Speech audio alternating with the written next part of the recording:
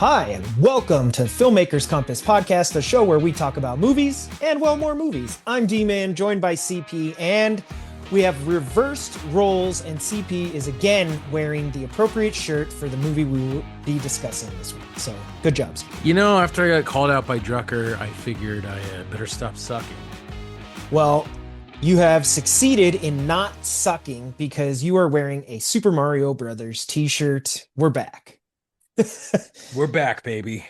Yes. For anybody that hasn't been in the movie theaters recently, the Super Mario Brothers Galaxy movie released, and this week we're going to be talking about it. So that's pretty cool because there's a lot of things Mario that extend past the movie CP that I want to talk about. You know, Mario's a big part of our culture overall. Video games, movies, even the 90s cartoon TV show. Do you remember that with the like live action segments and all that? I do remember that. That was a pretty sweet show. I loved like watching cartoons and stuff on Saturday mornings or like before school. It was a lot of fun. Dude, Saturday morning cartoons are such a lost art. I know. It's probably why society's in such decline. It's mostly on YouTube now, but it's not on Saturday mornings. That's the problem. Mm-hmm.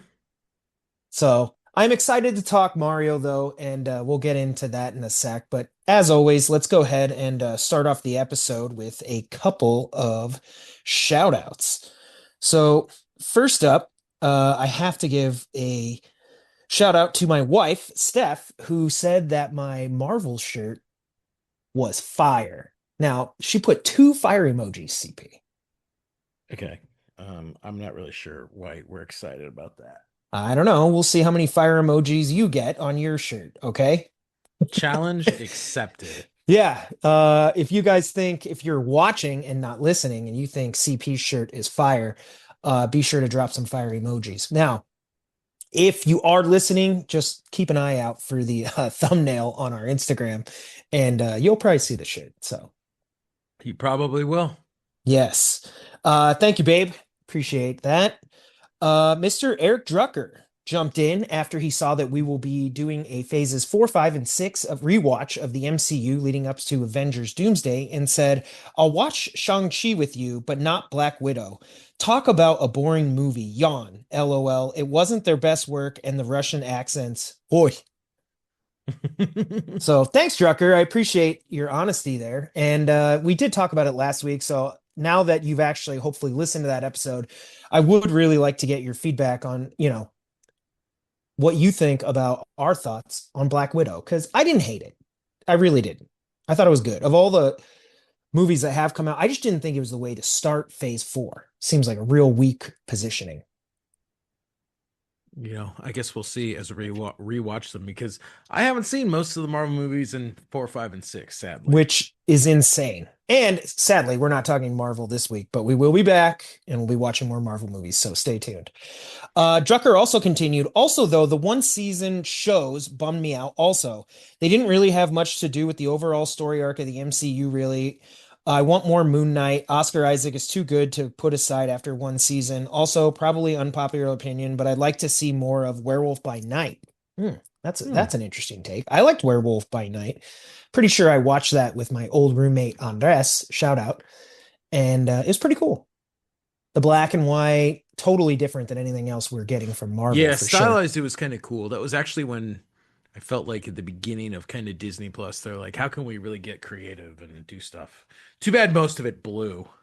Yeah, I wanted to lead off with this comment in the shout outs from Drucker because it's what you referenced at the top of the episode, but I'm going to do it anyway. And that is, let's go Marvel, baby. Love the shirt, D-Man. Drucker, you're the best. Definitely disappointed in CP. Wow. Drucker, you're double the best. Well done. Wow. He did not come ready with the energy and needing for Marvel, and he liked Black Widow over Shang-Chi. Major sigh. Hate to say it, but CP, you're wrong. Wow. And there we are. We can actually end this episode right now. All right, that's good. Thanks, man. Thanks.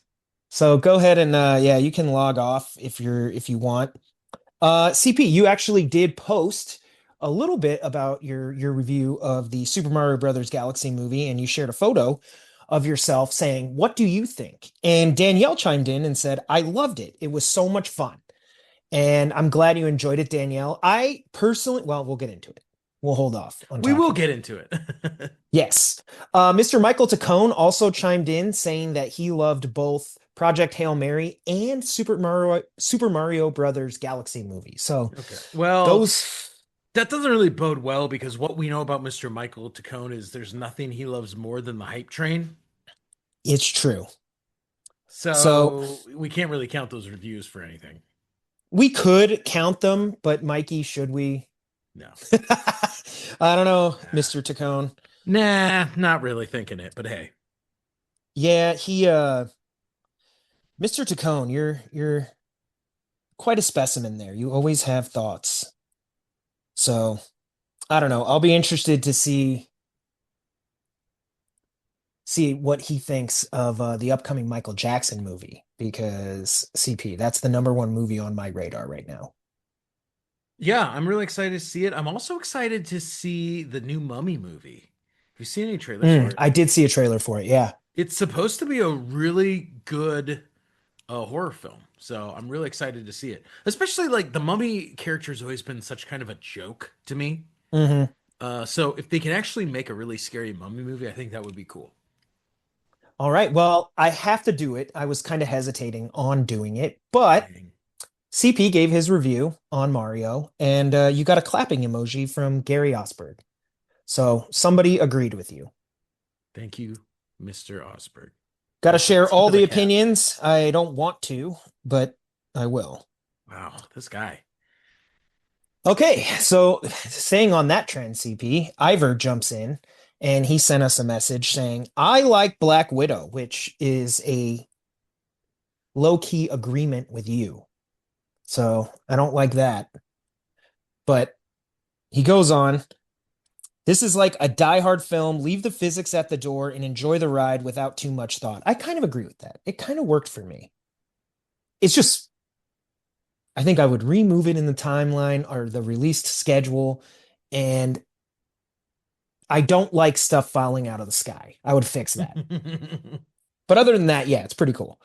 But he says, so he said, I like Black Widow, but then he said, I love Shang-Chi. So really, he agreed with me. So thank you, Ivor.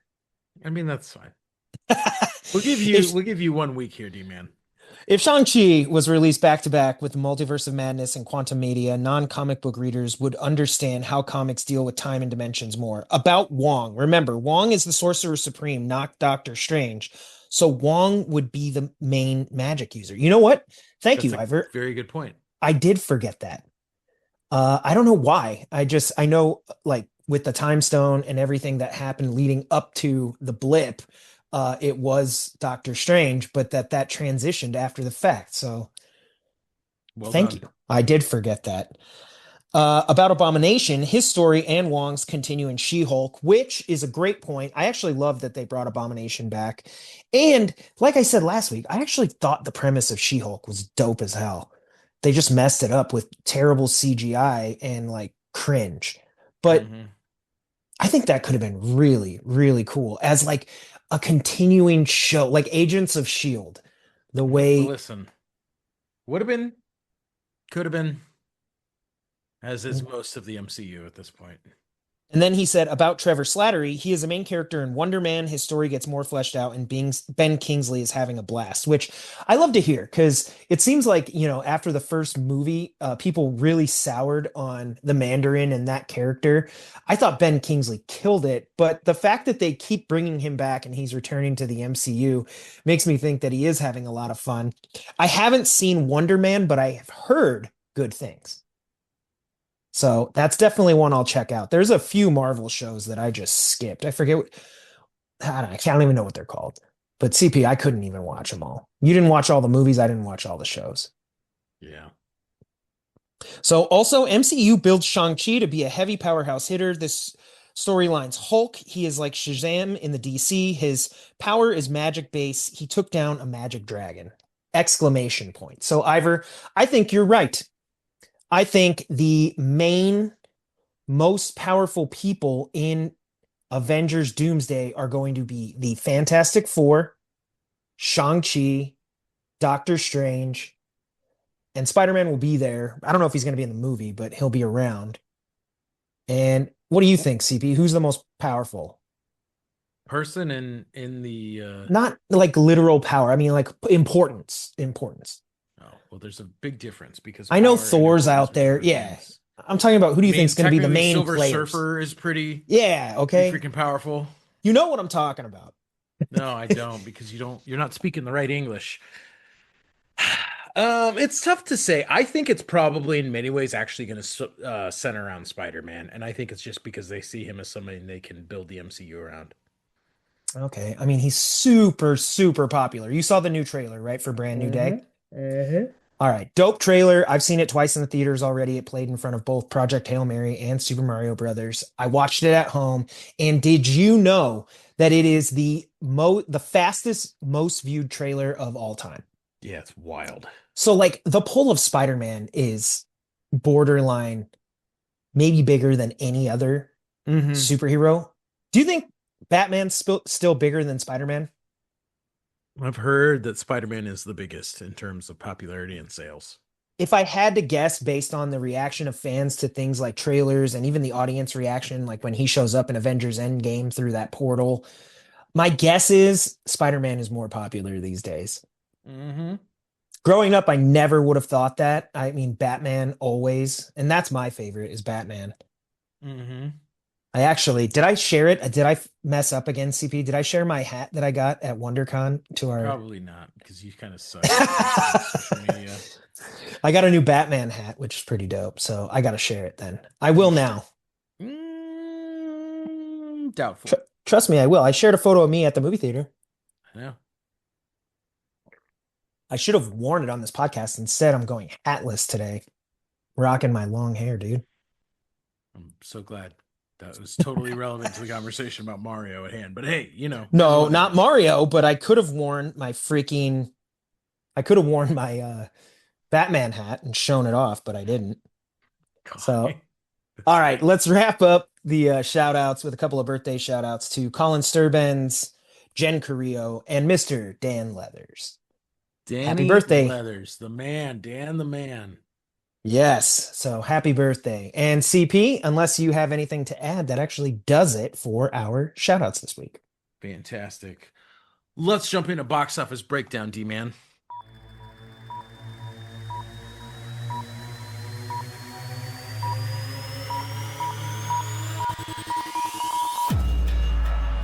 Looking at the box office, it hasn't really actually changed very much over last week. So, number 5 in the box office is a film known as Hoppers. Now, I think what's really interesting about Hoppers is when this first premiered, considering the fact that this was a Disney Pixar film, Hmm. and with the incredible word of mouth that it was receiving, I fully expected Hoppers to make close to $1 billion.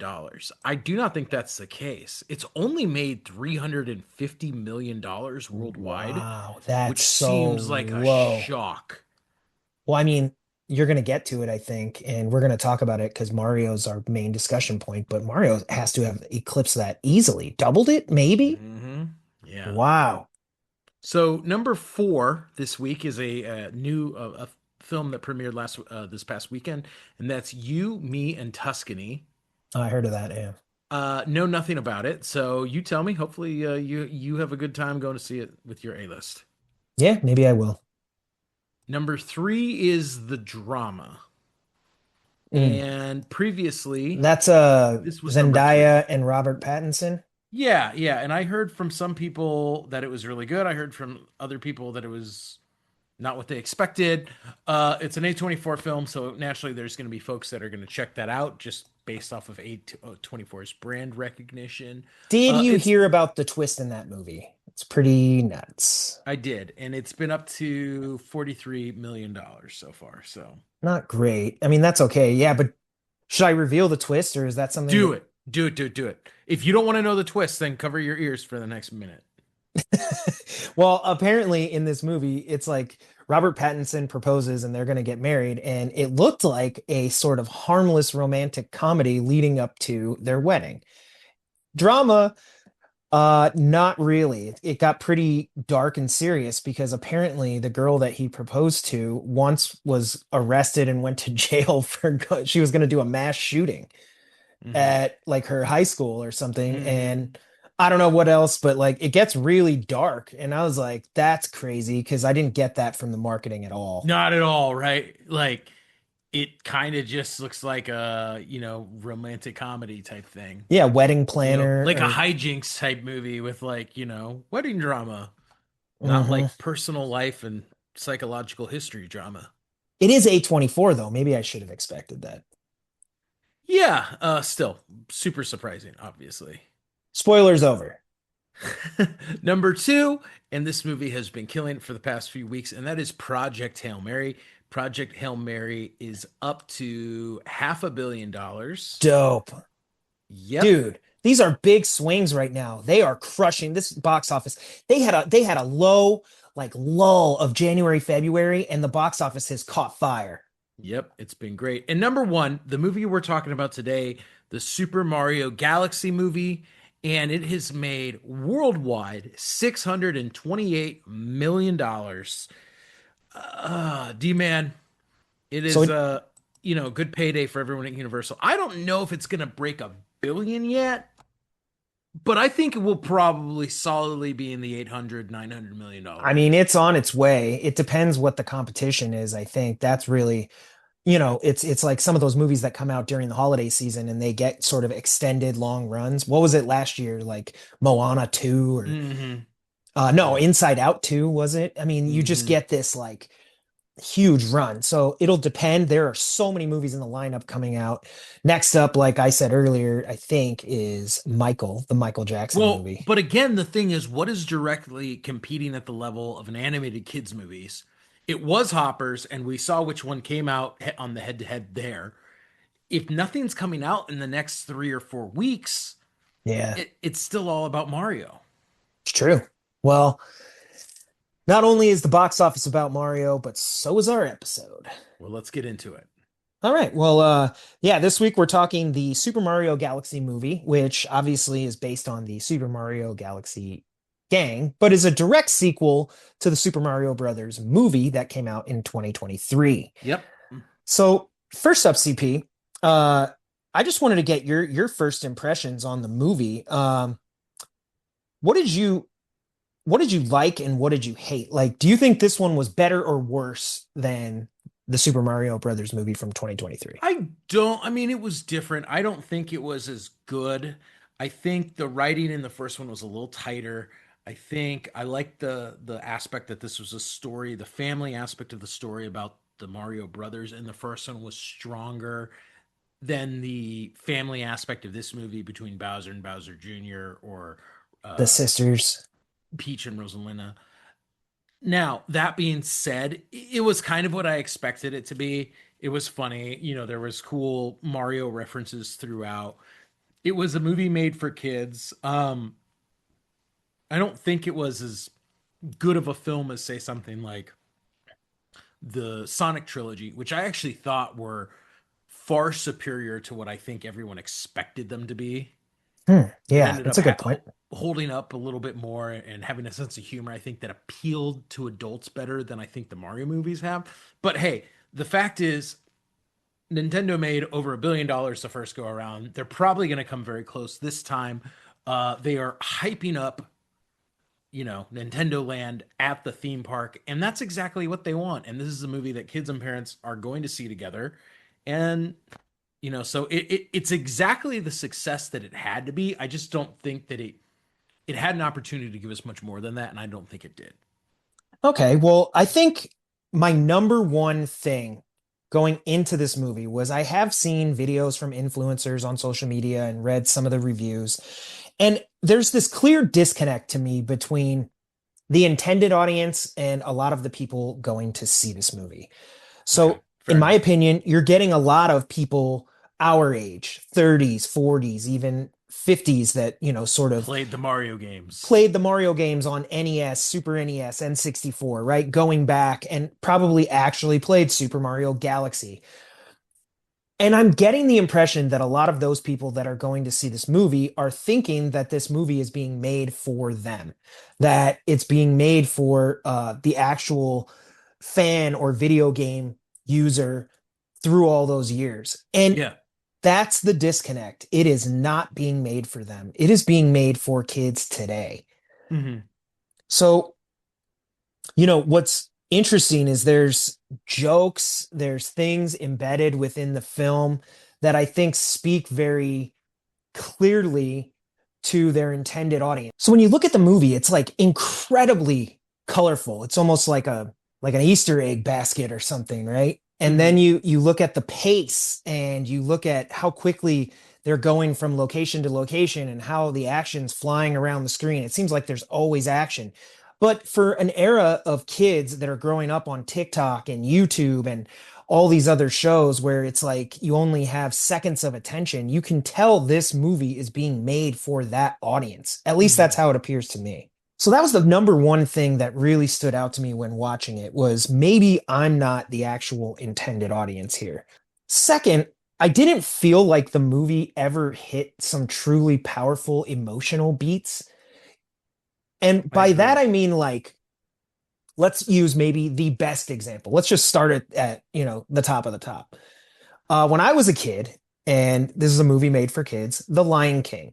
When I went to go see The Lion King and Scar throws Mufasa, spoiler alert, to his death, I in the audience was absolutely shocked. I Yeah. mean, floored, really. I don't know who was more shocked, me or Simba, but I'm gonna guess Simba. Okay. But it didn't have any moments like that. Like, oh, I can even quote The Lion King. It's like you see Mufasa like climbing up and he's like, Scar, brother. And then he like digs his claws into Mufasa and Scar's like, long live the king and throws him off. And Simba's like, no. Like, where was just one moment of that? We go back to the Super Mario Brothers movie Hmm. and they have this great song, Peaches. At least Bowser's passion for his ultimate goal is shining through on screen, and we feel it. That song became a huge hit. I mean, not only is it catchy and Peaches, it's Jack peaches, Black, peaches, peaches, peaches. Yeah. but like he's literally singing his passion, Yeah. right? There's Yeah. something to it that to me connects the overall story and the arcs of the characters and what they're trying to do. Yeah. Absolutely. I didn't find that moment in this movie. Like, where was one moment that like really hit for you? Was there one? No. I mean, there are a couple moments I kind of liked, but there was nothing that was super powerful. That yeah, you need It that. I was like like, something. yeah, yeah, I And agree. this movie just doesn't have it. But okay, now I want to flip the coin. We're landing. Now we're on tails. This movie's incredibly fun. I think it's lighthearted while the stakes are incredibly low in terms of us actually thinking anyone's in real peril. Uh, it's fun. They are traversing from place to place. They go to a couple really unique locations, one being this casino that you Hmm. can walk on any side of the wall, which that's kind of cool. That was fun. I could see where that would be really neat. There are quite a few action sequences, and like some of the criticism, I do think they sort of fly by on the screen. It's almost like they don't take enough time to let the action breathe and sort of let the like staging and choreography, blocking Yeah. actually play out so we can really follow it. It's like people are just whirling across the frame, and before you know it, they're there and they're gone, whatever. But it definitely was an entertainment like dazzler. Hmm. So that was cool. I don't know. But the number one thing that I actually really liked, I thought this was really neat, CP. At one point at the end of the movie, Mario and Peach have to get into Bowser's castle. And essentially, they end up traversing a side scrolling level from like Mario, the video game. But the movie expertly builds this right into the story by having Bowser Jr. essentially control their path Yep. with Bowser Os. Now, what is Bowser Os? It's original Mario. 8-bit Mario. Yeah, it's Yeah, cool. 8-bit Mario. And so instead of him playing Mario, though, he's playing the bad guys. So Yep. Mario's moving through the level and he's picking what's trying to be his Hmm. obstacles. thought that was genius, and that was my favorite part for sure. That was really cool. I really like that. My favorite part of the film was the introduction of Star Fox Yeah, Star Fox was because cool. I liked him as a character in the movie and I loved the his anime style backstory. Thought it was Dude, visually really cool. can we go ahead and say that that looked better than the Mario movie itself? Well, if they do a Star Fox movie, they better do it in that visual style because that was amazing. It looked dope. I actually like when movies do that. Again, even if you go back to, we'll talk about it in a sec, but like the 90s show, how they had the actual people as plumbers like go in and then they come and they're the cartoon. Yeah. I like when things do that. I think it was a good example is like Kill Bill. Don't they have a section where it goes like full anime from live Yep. action? Yep. Very cool. I love when you sort of medium bash like that. Yeah, yeah. The other thing I liked, I don't know if you liked it, the Yoshi origin story, which was kind of unnecessary, but I did like the fact that they're playing Biggie Smalls as he's going through the streets of Brooklyn. I thought that was a fun montage with tons of cool Easter eggs, so I did enjoy that. I didn't love it. I Well, like because Biggie Smalls, but I don't think you do. I'm getting you don't like the Notorious B.I.G. yeah, that was all right. I mean, I had fun with that sequence, but it definitely wasn't like my favorites were side-scrolling Bowser Oss was awesome. I even would have loved if they just had him doing that at different points. Mm-hmm. Mm-hmm. Like the whole like starting off like getting to the castle and then Bowser Oss just controlling different levels on Mario Galaxy. Like I would have been down for that. Mm-hmm. So anyway, that and then yeah, the Star Fox sequence. Those are my two favorites. Yeah. Okay. Not even Star Fox the character, because we're going to talk about that on whether how he affects the story and No, all no, that. no, no. What you're talking about is that actual Star Fox backstory Epic. where It we looked learn how we got here. Yeah, it's pretty cool. so cool. They had great references to the video game, all that type of stuff. It was great. I also wanted to mention, I don't know if you knew this, but like what does he call the weapon on the Bowser planet? Like the boom cannon or something? Boomsday device? Yeah, something like that. Whatever it is, it's essentially a Death Star. Of course, because everything in D-Man's life is a Star Yeah, Wars we got to get a reference. Star Wars reference in. So I don't hate if, you got to bring in the Death Star.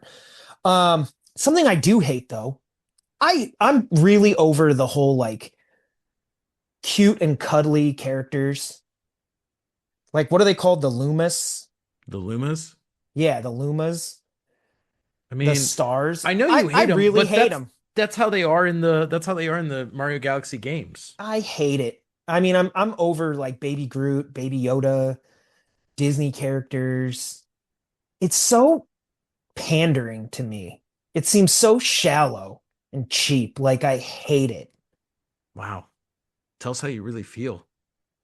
I don't This know. guy Like hates the Lumas. think about it. It feels like they're made to be like plushies that are on, like pillows that are on like a kid's bed. And you're like, oh, I love my baby Yoda and my Loomis or whatever. I'm like, no, give me the old Hulk Hogan pillow. And Okay. then I can like dive on it with a, falling elbow from my dresser or something. What is with Okay. all First this of all, you're cute a Kedley? weird kid. This game, you're complaining about a game that came out 15 years ago. Give me my wrestling buddies. And yeah, so there you go. I don't know. It's like too much, dude. Like it's like pandering. They even speak with that like kid accent. There people would be like, oh, like, oh no, mom, where are you, mom? Oh, oh, oh. It makes me not want to have a kid. Well, all I'm gonna say is We're getting serious here, it's but a I don't want that star, shit. so I think you're giving it way too much credit. To my future kid, if you listen to this podcast, don't ever talk like that. He will be in big trouble. And you're terrible. I don't know. I don't like that. And then, dude, I don't know. Again, this is something maybe we got to take a look at the actual game. So we're going to Super Mario Galaxy. But for some reason, it bothers me that there's just this total disregard for like space and space travel. Well, that actually bothers me. And you know that's a pet peeve I have in all movies. Guardians of the Galaxy. Hey, Yeah. James Gunn. Oh my gosh. Like And I think the problem is when Star Fox is flying in space, he has, the compartments on his ship are sealed off. I remember Super Mario Galaxy has some weird kind of space rules in the sense that you can like jump between planets and stuff, play in Hmm. the game. But I'm like, just honestly, just like put some cockpit covers over those compartments and everything works. It's fine, you Yeah, know? like there's just weird things. Like, I don't know, they're like flying in space and like to me, I see like their hair and their clothes moving, like there's wind or like I don't know. I Hmm. know visually that looks right because we don't really see people in space, but like it's not right. And don't get me wrong, like who am I? Like it's not like Star Wars is scientifically correct. It's just I don't know, something about like a disregard for it, like not even having your own like Well, in-world canon or like and I think in-world that like rules. an easy fixes within the stylistic choices of the Mario world, you could have just have them all wearing like fishbowl, like Yeah, something. like astronaut costumes. Like that's literally just like a dome over their head, and like, okay, all right, they're good. You know what I mean? Yeah, Star Fox is like, put these on, let's go. And then they just jump in, they're already in their suits. Whatever, I don't know. Something so that in world, like it just kind of makes more sense to me. Yeah, You know, it reminds me of Star Wars and The Last Jedi. I don't know if you watched that, which I don't believe you have, I have but not. they have this scene where Princess Leia gets blasted into space. CP, blasted into space. So not only was she part of an explosion on a ship that then launched her out into space without any spacesuit, she then freezes to death and comes back to life and then flies through space using the Force, lands, and lives. Well, yeah, but to quote Warren Johnson, she's a badass. I know, but it like violates the rules of Star Wars. Like, it just doesn't make sense that, like, as a Force user, yes, the force is powerful, but like if you get blasted into space and die, you still uh it hurts me right now. I can't. So, okay. Sorry.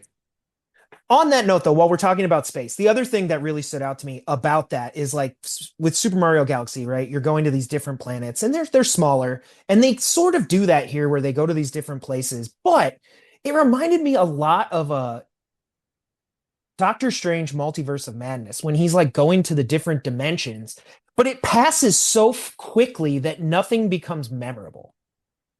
Like, does that make sense? Yeah. That bothered me too. Like, part of me is like, I wish they had slowed down and actually explored some of these places, and then they become like really memorable. Like maybe they have their own species or like culture or different things, or but instead it just feels like more of the same everywhere they go with like a slightly different visual twist. Hmm. And then that was it. Like it just didn't feel like these were real places. I don't know. Hmm. And that kind of sucked. That's why I think I like the casino place because at least it felt like, when Peach and Toad walk in, like I felt like they're walking into the cantina or something, like a real Well, and I feel like place. part of the problem was they're trying to throw out so many references to different lands and characters in Mario as they're going through Galaxy. It's almost overwhelming, and you're just like, okay, like just slow it down a bit so we can actually soak in some of these references. I think that's what you're trying to get to. Yeah. Well, let's take a look at some of the critics. So I went and did a deep dive. I watched a couple Okay. of the videos on influencers. I watched some of the YouTube video reviews, and then obviously went to Rotten Tomatoes and read some of the. I didn't read all the reviews, but I read a lot of the blips. And the common criticisms for this movie, I'm going to run through them and then sort of give me your opinion on it. So, the number one thing that kept coming up, and it's sort of true, but let's hear what you have to say, that the movie had weak, threadbare, or an incoherent plot. So, many were calling this is just quoting words, but they called the story flimsy, messy, or a mere excuse for the different set pieces. It rushed through episodic galaxy hopping, which was what I was just talking about. Um, Character arcs and emotional depth that it felt sort of throwaway and ultimately the worst criticism was that it's a video game I can't play or I don't want to play. Yeah. So what do you think? I mean, did they really blow the story here? I mean, do you know the story of Super Mario Galaxy? Yeah, I played Mario Galaxy 1 and Mario Galaxy 2, and they were awesome games. They were a ton of fun. The way that the game uses the physics and the worlds that you go to is like it's really original. The musical score was incredible, and I think one of Nice. Okay. the things I would fault the movie on is they should have just rested on Mario Galaxy, soundtrack that the Nintendo Orchestra had already done because it was great. Instead, they took some of it and kind of remixed it and changed it a little bit to fit the film. Just stick with the music that was already there because it was amazing. Um, when you look at the story, there's a lack of agency. I Okay. mean, like for example, when Peach and the only one who's taking any real agency is when Peach decides to go with Toad to try and rescue the princess. Rosalina? Yeah. Yeah. I think, but essentially all of Mario and Luigi is they just sort of stumble from one place to the next and end up where they're going. It would have been great if they decided to go follow Peach to keep her safe, to help her out, like whatever. When they find Yoshi just kind of like appears and then just tags along the story. It's not like for any reason other than the fact that he can. Yeah, I was going to mention, I noticed three characters, Yoshi, Toad, and even Star Fox. Generally speaking, as characters, if you just took them out of the story, it really wouldn't change anything. Well, I mean, I think you bring up a great point. Like when they go to the spaceport to find a pilot There's lots of pilots. and It's they not just kind like, of find it's not like we actually get a moment where no one else is truly willing to make the risk except for Star Fox because he's like that crazy renegade guy. And I think that's what the writers thought they accomplished. But I'm like, no, you didn't. He was just kind of like, okay. yeah, or like the actual whatever the mission was, the flight that they needed the spaceship for, it would have been dope if like only Star Fox could do it. Like they had to do something Mm-hmm. crazy, Mm-hmm. but it just never came to that. And so for the most part, like it's not even like Star Fox helps them out of some moral justification or like right a Or his character. need to try and get home or No, it's whatever. just coins. Yeah. Like they didn't offer those coins to the other pilots, but they could have and probably have found a pilot.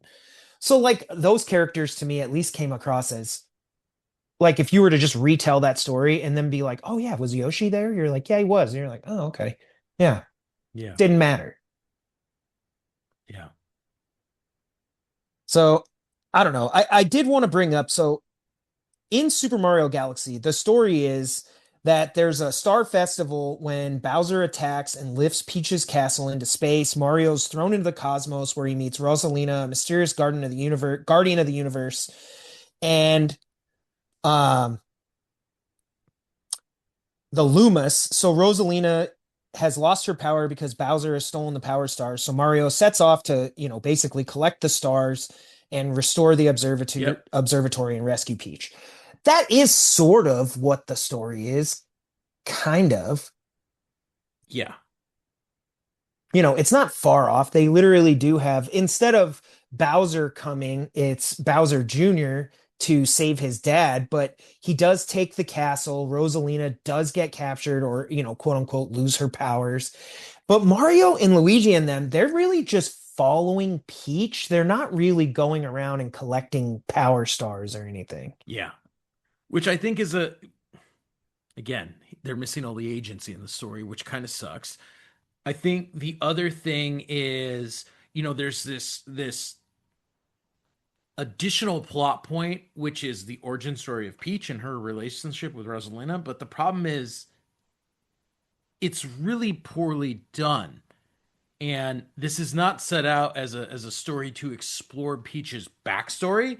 They kind Yeah. of throw it out there and they're like, cool, now we got that taken care of. And I think that that's a major weakness because either lean into the story of the sisters and Peach's origin story and bring that to the forefront, or just ignore it because what's the point of putting it in there? It just doesn't make sense. Yeah. And I think too, the character of Rosalina, it mentions that in the game, her past, and basically she reveals this hidden storybook that sort of reveals these different chapters of the history of what's happening Hmm. in Super Mario Galaxy. She plays clearly a very uh major role in that story. Where here it feels like when the movie starts off, we pick up with her in the Luma. She's caring for them already, and she has her storybook, and then she's just captured and sidelined. Yeah, and it kind of stinks because she's an awesome character. I mean, she's amazing in Super Smash. She's cool in the Mario Galaxy Yeah. games, and she really is sort of useless in this film. Yeah, they have like this great opening sequence, which I thought was pretty cool. Like her action in that with her wand and some of her capabilities were pretty dope. But right after that, they just basically throw her in a jail cell and they're like, wait here until the heroes Hmm. come. And then it's not even like her getting out of that cell allows her to become emboldened and use those powers to do something. Yep. The end of the movie is just them breaking out, really. Yep. So like after she's released, like she doesn't do anything. Yeah.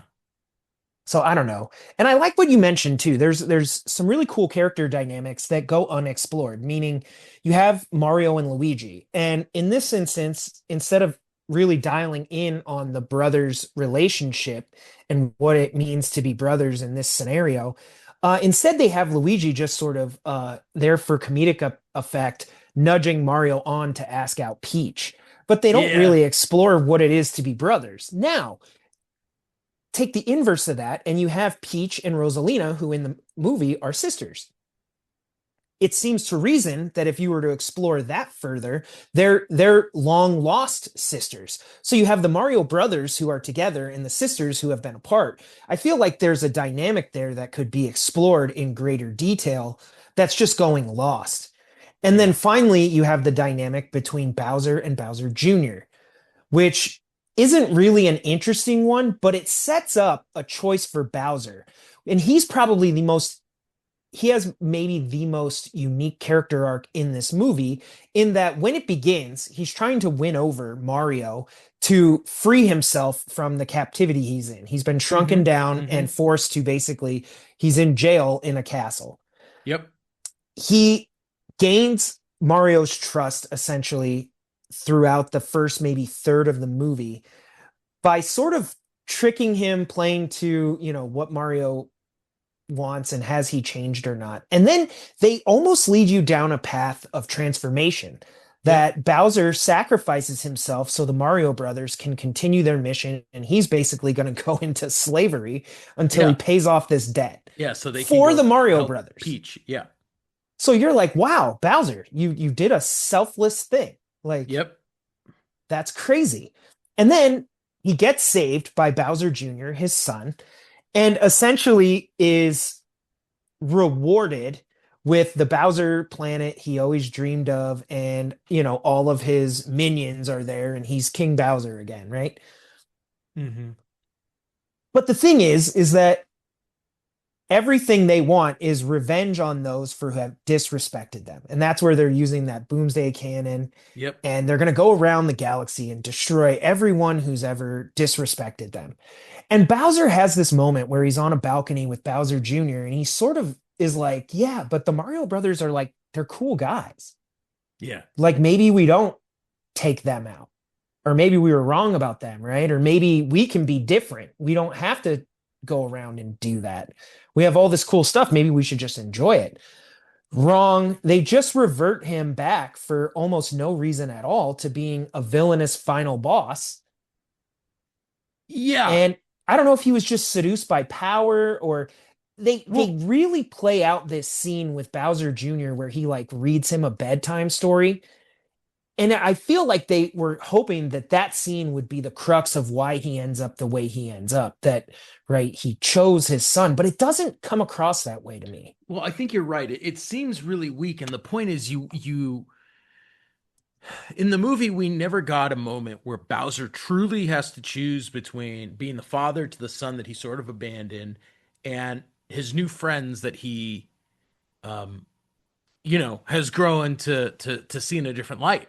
That's a pretty And good choice. The I'm father like, to the son you abandon, or the friend to the new friends that you've made. yeah, and I'm like, and if we'd actually seen Bowser have to choose between the two, whether he sides with Mario and Luigi against his son, or he's like, guys, like, this is my son and I got to be with him. Like, family is more important than everything. Like either way, we could have seen it, but it just sort of happens. But it's he never actually has to make the choice. Yeah, and they play a lot of it for comedic effect. Again, like I said, like never really raising the stakes and making it feel like, anyone is in any actual peril. And so I don't know. I didn't think it quite landed. It seemed like they had set themselves up for, even if it was very surface level plot points and progression, it was there for the taking and they didn't take it. Yeah, I definitely agree. So I kind of agree with that criticism. Another criticism was that the movie was overstuffed with Easter eggs and references at the expense of substance. So obviously, like there's jokes, callbacks to the games, cameos, but they don't build to a cohesive narrative. They're not contributing to anything other than strictly fan service and nostalgia. And that's typically the worst. So, really quick, kind of like I did with The Lion King earlier, I wanted to give an example where that is not the case. And maybe the best example of all time where Easter eggs are serving the story is Avengers Endgame. Hmm. When they get to the end of that movie and they have all these callbacks, I think the best example is always like Ant-Man being like, "That's not our only time machine." And he plays the horn from the car. That is not an Easter egg. That is built right into the plot. They have now signaled where their time machine is, and they need to use that time machine Yep. to get the Infinity Stones back to their rightful place in the sacred timeline. That's how you do it. You build these moments right in. So if you watch the MCU and you're watching that first Ant-Man movie and it's that horn, it feels like this is just a joke. Yeah. Yeah. Yeah. And then you realize later, you're like, oh my God, you needed to pay attention to that because Yep. it comes back and it's important. Now, granted, that ends up not being the time machine that, returns the Infinity Stones, but in the moment, it was. Yeah. Yep. That's how you do that. And to me, I feel like this is another example of like, just including a lot of things for the sake of like getting people in the audience to be like, oh yeah, you remember that? Or like that's from this game, or Yeah. whatever it is. So, I mean, what are your thoughts on that? Do you hate it or do you enjoy it? Well, it feels much more accustomed to something like Ready Player One in this case. Mm, Like, you're watching like, oh, cool, look at all this cool stuff. yeah. What we know what it's from. And some of them were much more interesting than other ones. I think the problem is most of them don't play into the game, and we don't know if they're going to come into play in some greater extent further down the line in the MCU. For example, in the end of the original Mario movie, Hmm. well, not in the end, but there is that scene where Luigi's in Mario's dungeon and the Luma is also in the dungeon, right? Yeah. Pointing to the fact that we know that there's this greater Mario Galaxy story, which is likely going to be explored later, Right. right? Um, I didn't really get the vibe of any of that. It just felt like a bunch of cool Nintendo Mario crap that you're throwing at us. Like, like, hey, look at all this Nintendo IP that we know. And Yeah. I mean, we'll Like, see what happens in the third film, but that's just how it felt to me. there's stuff that showed up. I think, I don't know if you saw there was like, well, yeah, you probably did. Mr. Game and Watch made an Yep. appearance. Team Star Fox in the flashback and the backstory. They even Yep. had a couple. They had a couple like freeze frames from the game itself. Yep. It looked like Pikmin, was at a cameo. Rob showed up. Yep. Um, there were actually a couple people from Super Mario Brothers 2, which was interesting because that Mm-hmm. game Mm-hmm. is definitely a little bit different. Um, and then they had some musical cues.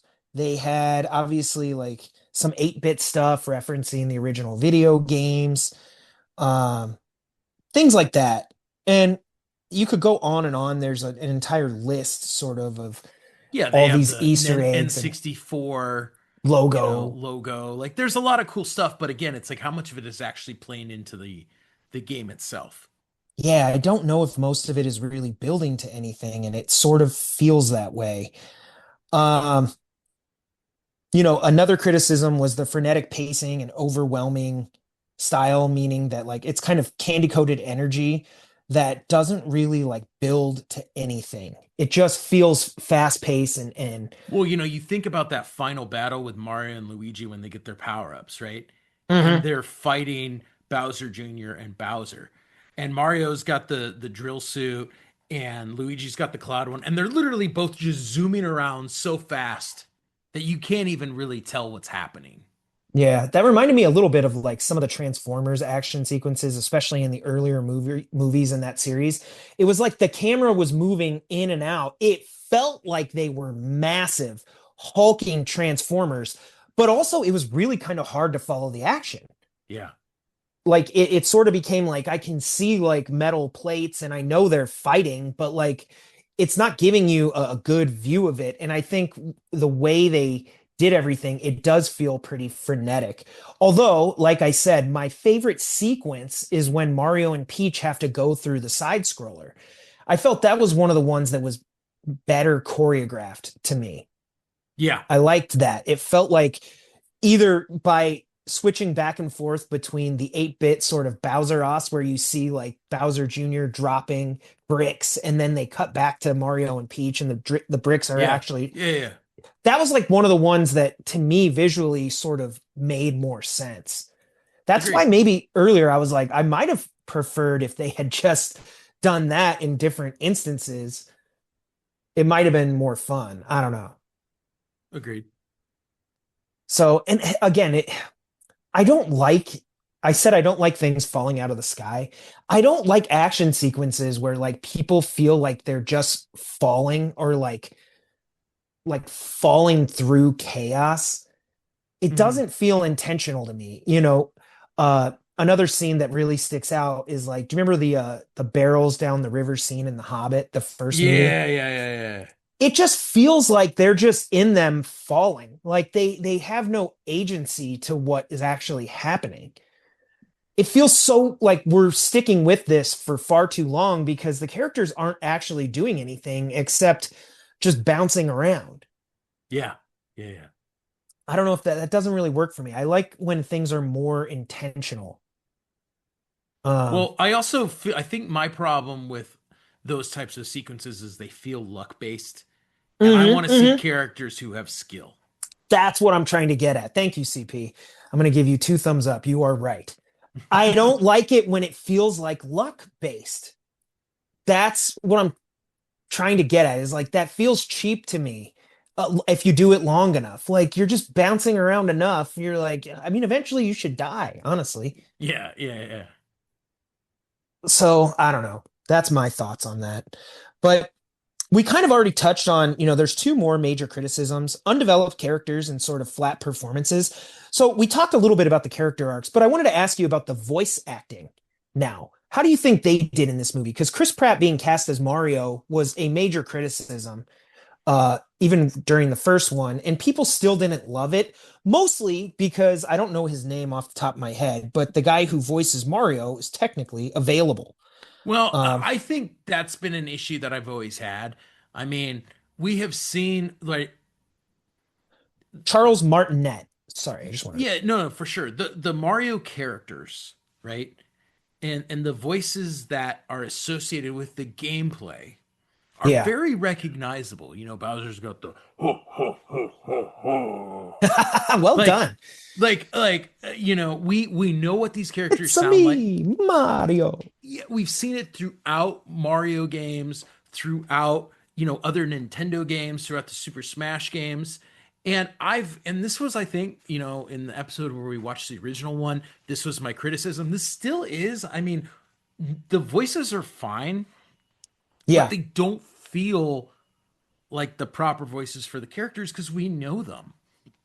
I mean, true. sure, Glenn Powell was fine to play Star Fox, but we also know what Star Fox sounds like. We've heard his voice in the N64 game and in Super Smash. Like we know who these characters are. Why are we intentionally adding celebrity to them just for the sake of being able to add, you know, Yeah. So for star power? example, right, like Yoshi was voiced by Donald Glover, and he just, basically says Yoshi, Yeah, and right? you're like, do we really need Donald Glover?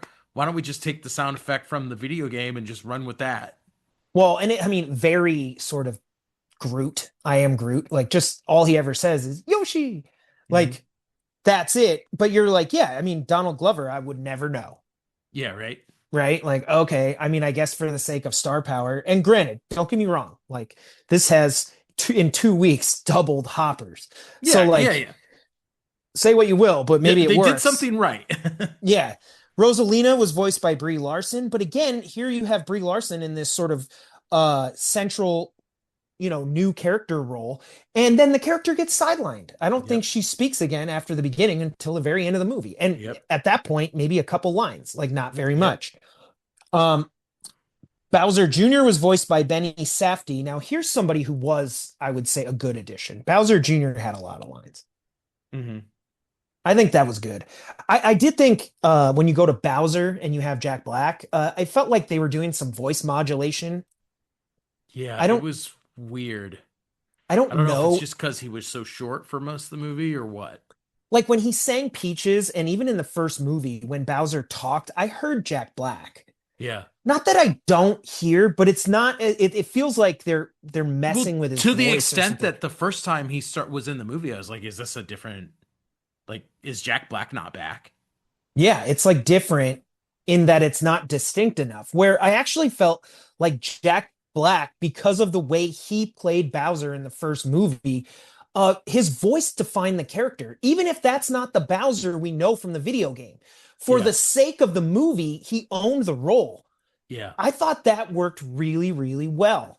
I agree. And I always wonder with like Chris Pratt and even Charlie Day as Mario and Luigi, did they ever get enough lines or like enough meat to really commit to the role? It doesn't feel like it. Yeah, I It know what feels you mean. like Bowser gets those lines, those really dramatic. He gets to have fun and embellish and do things. And I also feel like because Mario is so iconic, his, you know, woohoo and like all Mario does, it almost feels like Chris Pratt is nervous to do those because it'll just be a lesser impression. Yeah, yeah, I could see that. Like instead of just like going all in and doing all the fun things that Mario does, it's like they almost avoid it because they're like, if we're gonna do that, we should have just got the other guy. Well, yeah, right. And I mean, and I don't know, and I understand the rationale that hey, we have star power, but at the same time, I'm like, okay, I think the stars in this movie are the actual characters themselves. Yeah, the IP, right? Yeah, so I don't know that you need Hollywood celebrities playing those characters when the people that are going to see it are going to see it because it's a Mario animated movie, you know? I wanted to ask you, do you think they got Glenn Powell because of Top Gun? I'm sure that was it. Like I saw a report when I was doing pre-production for this episode that he actually requested to be Fox McCloud. That's cool. So I don't know if he was approached or he went there, but however it connected, I wondered if it had to do with Top Gun. I was like, Maybe. it could be. What was his nickname in Top Gun? Maverick? Hangman slash Hangman. Bagman. I was gonna say Iceman, but that would be terrible. Different guy. Original Top Gun. Val Kilmer, we miss you. Right. Uh yeah, but I don't know. I felt like there were a lot of people in this movie, and I almost, yeah, I kind of want to be like, say what you will, but damn, this movie's gonna make a lot of money, and they're all gonna make a lot of money. Well, and that's the thing too. And you're like, okay. So yeah, hard to argue with that. But lastly, the final criticism of this movie is that a lot of people feel that this Mario series is nothing more than a cash grab. That it doesn't seem like the writers are interested in doing anything beyond surface level because they know they have a $1 billion franchise on their hands. And so by that, I think what people are saying, and I did not see this specifically anywhere, but this goes back to the very beginning of our discussion about 80s and 90s kids now being older. I think a lot of people's expectations is that the Mario franchise would be made for them and that they would be getting sort of like a Lord of the Rings or a Marvel MCU version of Mario that's epic and has this scale to it and is maybe building to something like a Super Smash Brothers movie. Hmm. And it just doesn't feel like they're interested in doing that at all. So what are your thoughts? It's tough to say because there was obviously a lot of talk on the internet, a lot of internet chatter before this film came out about is this the seeds of something greater, aka a Super Smash movie? Hmm. And it's tough to say. Part of it is especially the decision to expand the Mario world beyond what it was in the first film, I think opened up a lot of possibilities. I also think that because the Mario Galaxy games had such an incredible story and such kind of a cinematic beauty to the quality of the games themselves, people Yeah. were really expecting that to carry over into the film. And both of those were lacking. And I think that's just why it feels like, okay, if you actually were committed to doing this and doing this right, it would have been very easy and you could have pulled off an incredible film. But it felt like they weren't actually interested in that. And they were kind of just like, we got to make a quick movie. We made $1.3 billion. Let's get the next one turned around in enough time that everyone is not going to forget about Mario and we'll come back to the theater. Okay. I mean, that makes sense. It does feel that way. So I guess that does it for the like criticisms, but really quick, I want to do a really quick rapid fire comparison with UCP. All right. Let's see what All we right. got.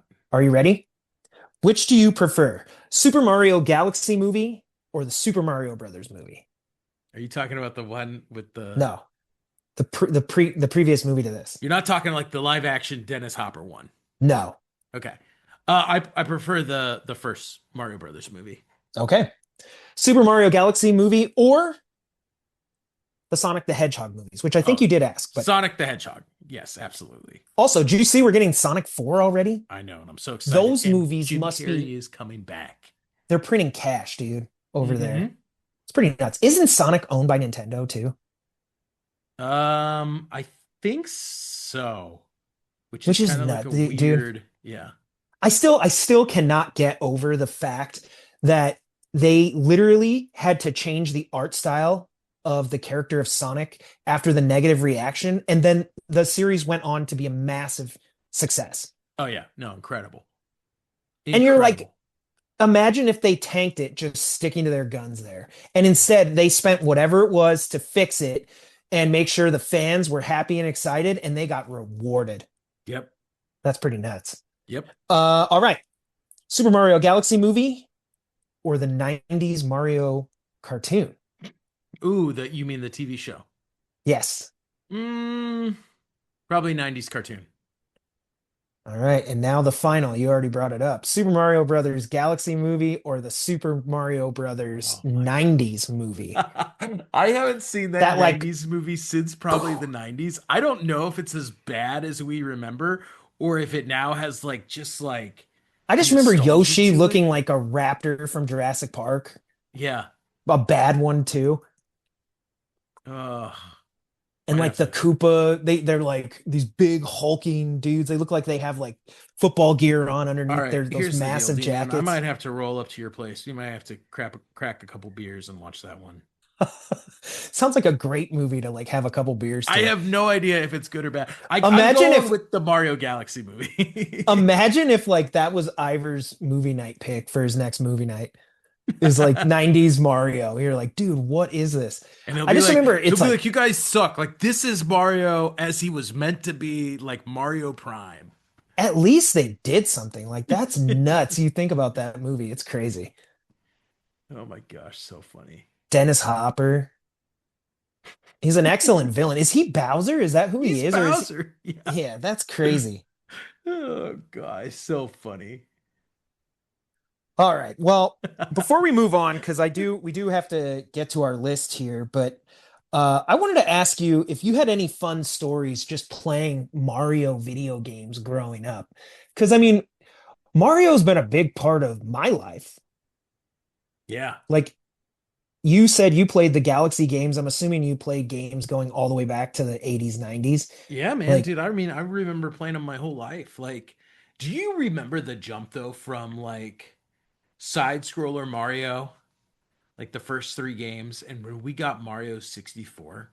I do remember And that. you could like, I just remember playing it like before I got an N64. Like, remember you go to like J.C. Penney's or like Yeah. EB, and they'd They have had like the a consoles little there you could display with play. like a little screen and you could, And I just remember being like, oh my gosh, this is like incredible. There's like 360. Like, how did you ever like?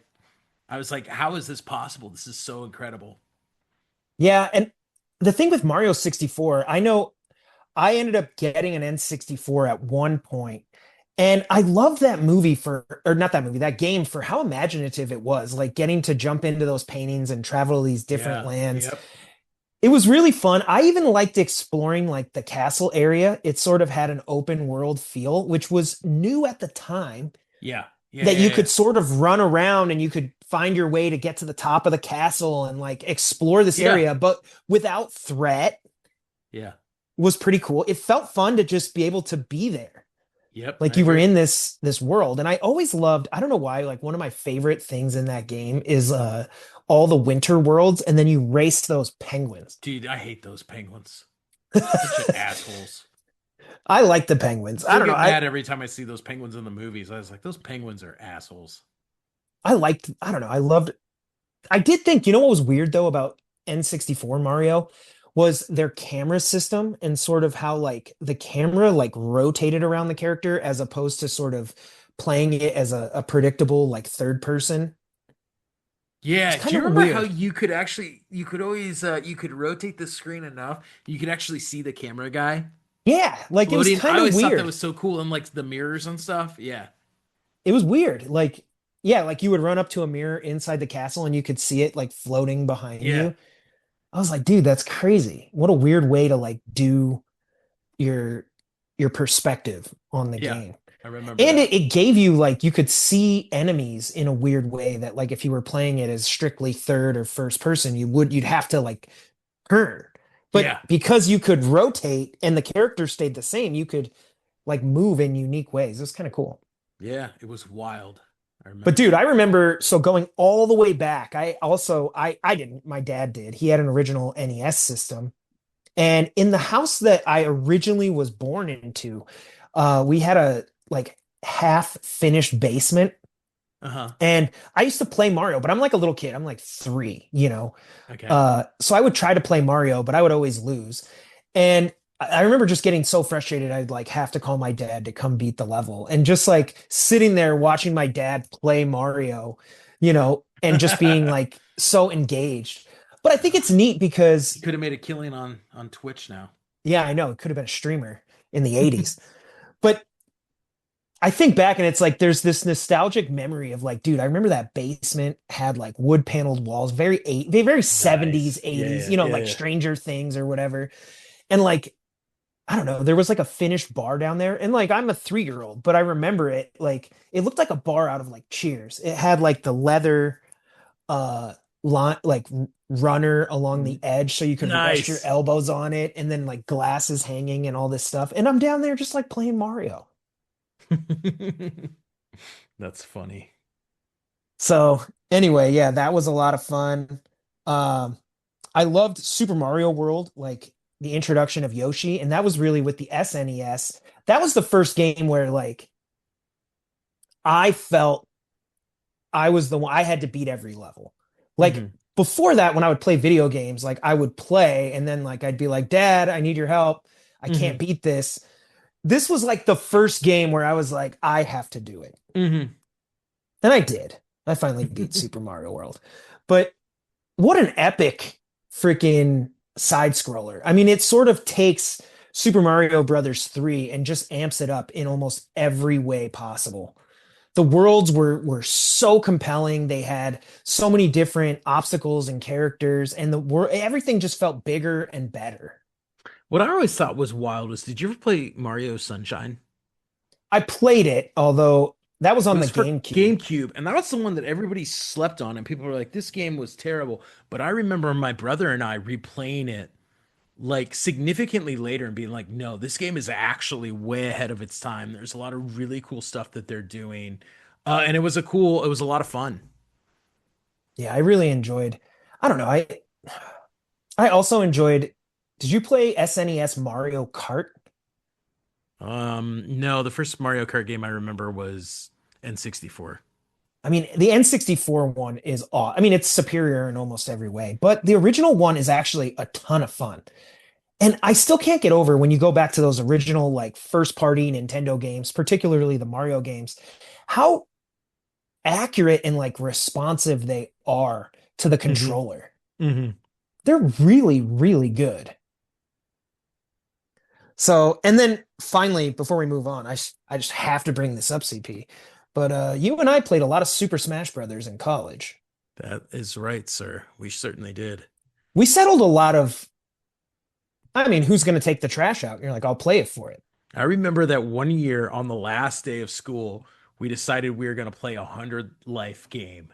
Yeah, like You we're and just me versus Matt and Julian. no pausing. So like if you had to take a dump, like you just Yep. had to get up and go, and however many lives you lost Yep. was We're like, however we're many. playing 100 lives. It doesn't matter how long it goes.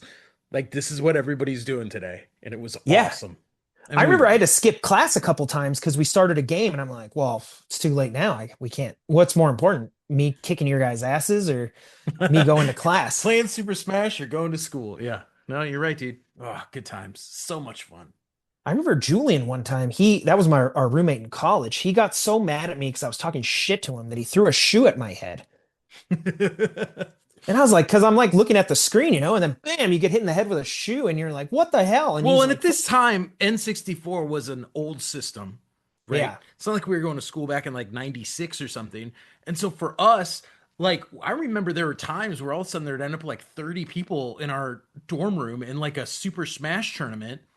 yeah, I or people were remember betting on it. I remember like the RAs would always come and like they'd be like, okay, like busting our room for like a party, thinking there's like noise complaints. They're like, you guys are just in here playing Super Smash? Yeah, people would We're come like, yeah, watch. we get pretty intense. There was a pretty important bragging right to having won the last match of Super Smash. Yeah, dude. Good times, man. So I always played as Pikachu, which is ironic. Did anybody ever play as Mario? I don't think so. No, I'm sure Yeah. people did, but Damn, I wish I had an N64 now. I do. It's sitting right over there. Well, then you should play some Super Smash because I have the SNES, the, Hmm. the like classic retro one that Nintendo released first party, and it Yeah. is a lot of fun. It has Mario and Mario I Kart and always like wondered why they didn't do that with an N64, though. I know that if they did the N64, I I would would have go bought buy it. it. I'd be like, I don't care. What's crazy too is the demand for the SNES one was high. They were hard to come by for a while. Yeah. The only game that it didn't have on it though was Teenage Mutant Ninja Turtles, Turtles in Time, or Turtles Through Time, or whatever it was called. Yeah. That side scroller is epic. Yep. It was a good time. Dude, if I had that right now, I'd probably go throw it on. How did they not include that? I bet it's because it's like some third party. There's some agreement they can't do it. Yeah. Yeah. I always hate stuff like that. That sucks. Because they have like Legend of Zelda, and I had a lot of fun playing Zelda on it. Mario was still my favorite. Mario Kart is the best to play with other people. And then they have a lot of other games that are fun to play once or twice. But if they had Turtles in Time, Steph and I would probably fire that up once a week. Go kick some That's a ass. good game, dude. I know. I missed it. Um, Before we actually go though, while we're talking about the video games, I did want to see if you wanted to just list your top three games featuring Mario. Oh, like video games? Yeah. Mhm. All So right. there's a lot. Yeah, there is a lot. That's tough to say. Um, well, okay. Actually, it's not that hard. I'm gonna go number three, Mario 64. Okay. Then I'm gonna go number two, Super Mario Galaxies, the original one, Okay. not two. Yeah. And number three, Super Smash Brothers. I'm just gonna Okay. go with the classic OG one, even though that's not my favorite, but Well, because there's like the Mario Kart series, Mario Party, which Mario Party was a lot of fun.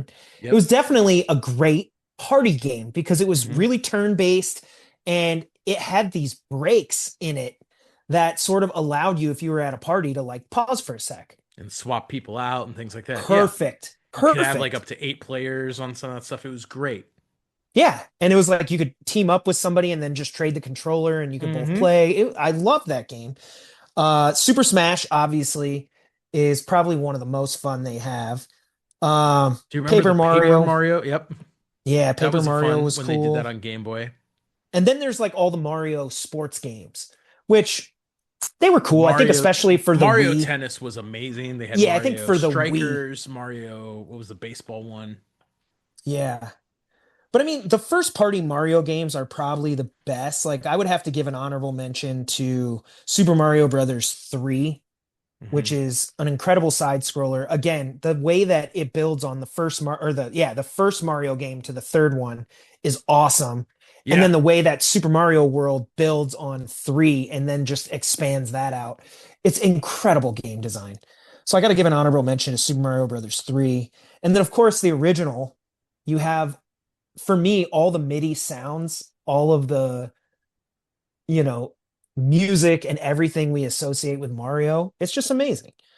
So those would probably be my honorable mentions. I never played Galaxy or Odyssey, so I can't include them in my list. I So didn't play Odyssey, but I heard it was pretty cool.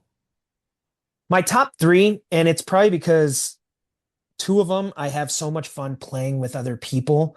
I think I'm going to go at number 3, Mario Kart 64, and by Okay. that extension, just Mario Kart. So I'm gonna pick 64 as my all-time favorite because that's the one I've played the most. But I also love the one for SNES, and even the new ones are great.